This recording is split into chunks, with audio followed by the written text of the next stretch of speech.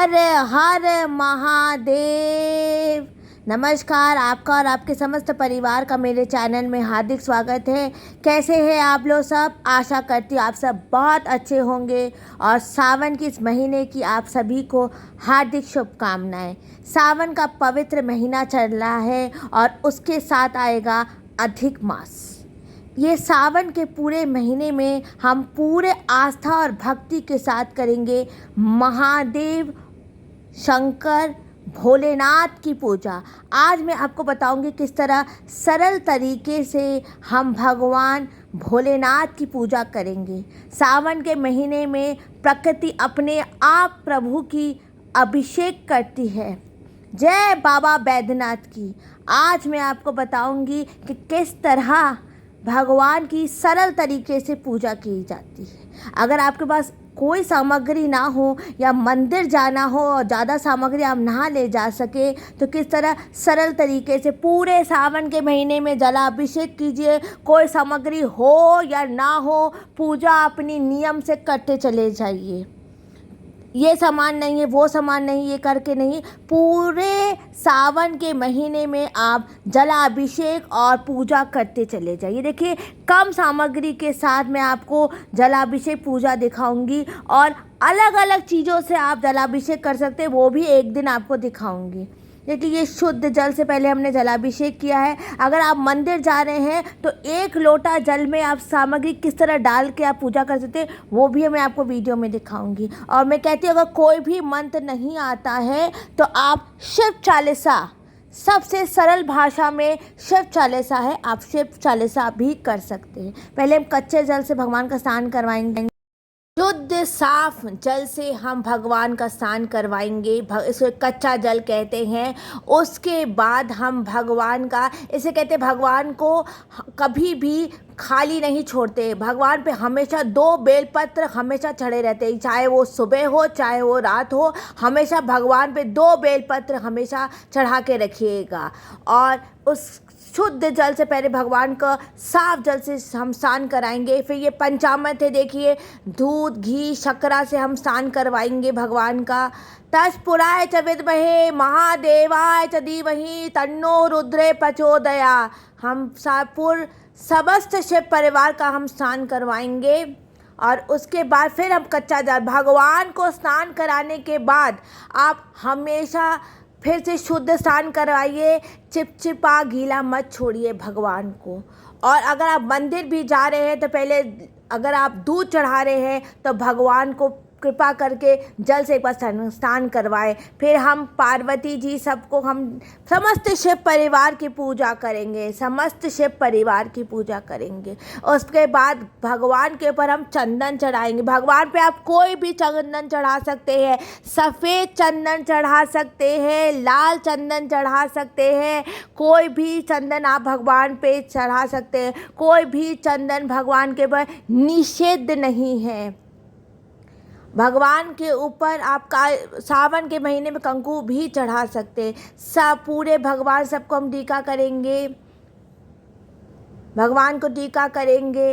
उसके बाद ये हरे ताजे बेलपत्र, सावन के महीने में सबसे अच्छे बेलपत्र आते हैं, सबसे अच्छे बेलपत्र भगवान को चढ़ाएंगे। कलाकीत कल्याण कल्पांतकारी। फिर ये अक्षत चढ़ाएंगे भगवान को, अक्षत चढ़ाएंगे भगवान पे। चंदन चढ़ाया है भगवान को, फिर हमने अक्षत चढ़ाया है। देखिए, ये ताजे हरे बेलपत्र भगवान को, माता पार्वती को भी हम बेलपत्र चढ़ा रहे हैं। उसके बाद ये सफ़ेद फूलों की ये माला है, सुगंधित फूलों की माला हम भगवान महादेव शंकर को चढ़ाएंगे।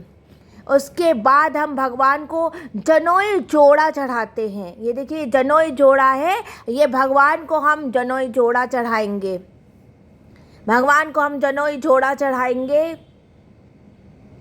ऐसे हम भगवान को जनोई जोड़ा से भगवान शंकर को चढ़ता है। उसके बाद ये पूरा जितना भी चंदन है भगवान को चढ़ाएंगे। जनोई जोड़ा सिर्फ भगवान शंकर और गणेश जी को चढ़ता है। उसके बाद हम ये जो जलाधारी है इसमें चंदन और कंकु लगाएंगे और फिर हम रखेंगे ये 2 पुंगी फल। हमेशा भगवान को जोड़ा पुंगी फलम चढ़ता है, जोड़ा पुंगी फलम चढ़ता है।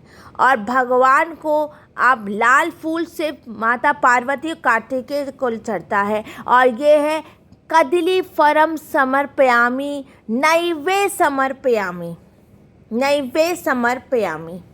देखिए सरल तरीके से आप पूजा कर सकते हैं, सरल तरीके से पूरे शिव परिवार के साथ ये पूरे सावन आप पूजा कीजिए। और ये इस बार का सावन मनोकामना पूर्ण करने वाला सावन है, क्योंकि इस सावन के सोमवार में आपको 8 सावन के सोमवार पूजा करने का आपको मौका मिल रहा है, क्योंकि अधिक मास लग रहा है सावन के सोमवार में। तो हर सावन के सोमवार में जलाभिषेक कीजिए। रोज़ सावन में आप शंकर भगवान का अभिषेक कीजिए। पूजा के सामग्री हो या ना हो, जो भी सामग्री आपके घर में हो, जल से भी आप अभिषेक किए। प्रभु एक लोटा जल से ही प्रसन्न हो जाते हैं। भगवान पे हम दीपक जलाएंगे और कपूर रखेंगे। कर्पूर की आरती भगवान को बहुत पसंद है, और एक कपूर हम भगवान को भी रखेंगे।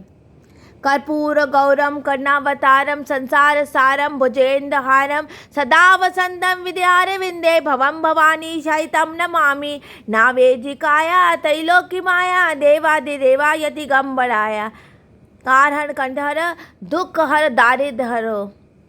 भगवान आपको हर कष्ट से बचाए। नागेंद्रहारा तिलोचनाय भस्मांगर आगा महेश्वर। मिट्टी का सामान खरीद के मिट्टी के पात्र में आप भगवान के मिट्टी के उसमें आप पूजा कर सकते हैं। काली धूप से आप भगवान की आप आरती कीजिए, कपूर से आरती कीजिए भगवान की सुबह आप जलाभिषेक कीजिए, शाम को आरती कीजिए।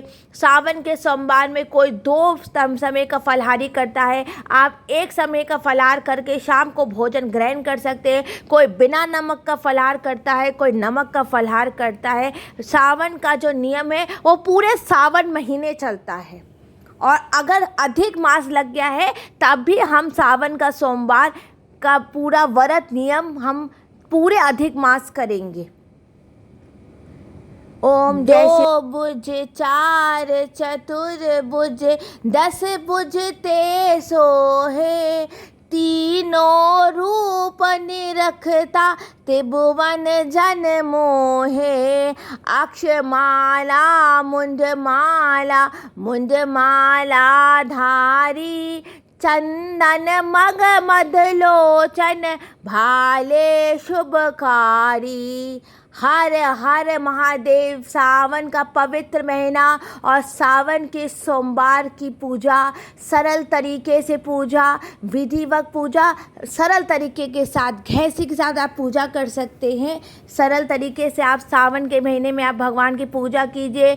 दूध के साथ, अक्षत के साथ, पुंगी फलम के साथ, सरल जो घर में सामान होता है उसके साथ आप पूजा कर सकते हैं। नैवेद्य में मैंने आपको पूरी सामग्री दिखाई दी।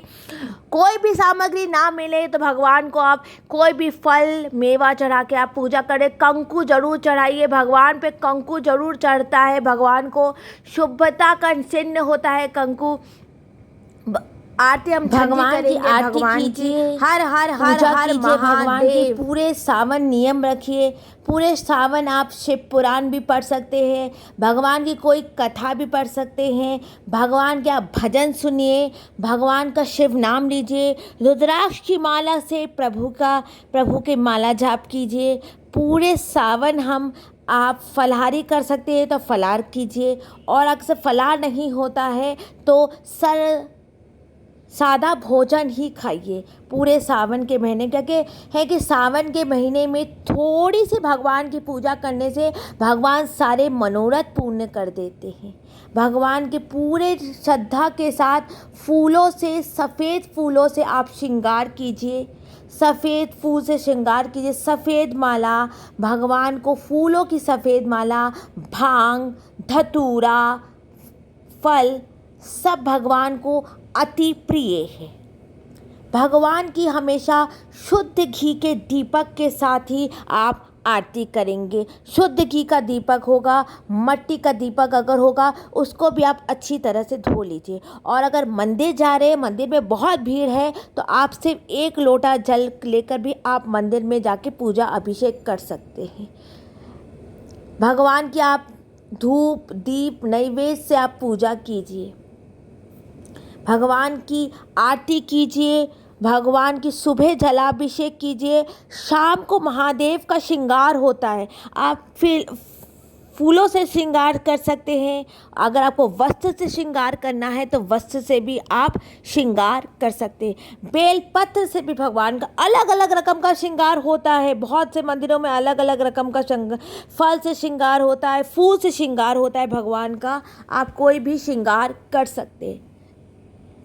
पूरे सावन के महीने पूरे नियम के साथ हम भगवान महादेव की भक्ति करेंगे। हर हर हर महादेव शंभु। अब इस वीडियो को यहीं पर एंड कर रही हूँ। कृपा करके मेरे चैनल को लाइक कर दे, सब्सक्राइब कर दे। जय श्री कृष्णा, राधे राधे। जय श्री कृष्णा, राधे राधे।